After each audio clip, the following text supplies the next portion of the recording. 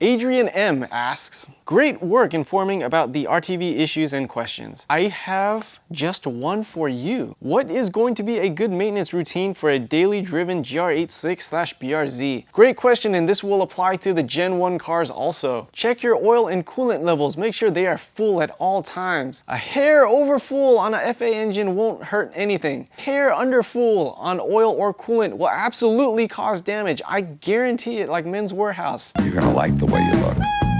I guarantee it. That's not a joke. On any Subaru Boxer engine at least, oil and coolant levels should be full at all times. You can never change oil too often. I've seen extended warranty cases before where they've looked through customer repair history and oil change history on engines. And they found, yeah, he did the regular service schedule, but he had an engine failure. And in the example I'm thinking about, the oil control rings were seized and coked into the pistons. And keep in mind, this was a customer in a car that they followed the maintenance service schedule to the T. So, and what tells me is that he needed to go more aggressive than what was the recommended customer service schedule based on how he drove. To sum it up, you can't change your oil too early, especially if you're going to the track. Oil filter inspection and Blackstone oil analysis. I highly recommend those two.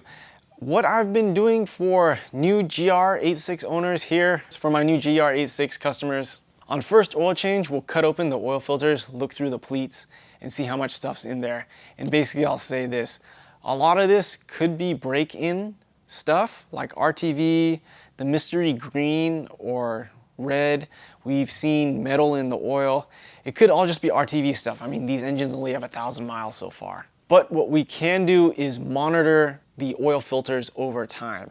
So on your second oil change, your third oil change, is there less stuff in the oil filter? Do we keep seeing excessive RTV inside the oil filters? If on the third oil change I'm still seeing stuff in every pleat, I'd probably automatically recommend like, hey, we should drop your oil pan. It looks like it's not getting any better.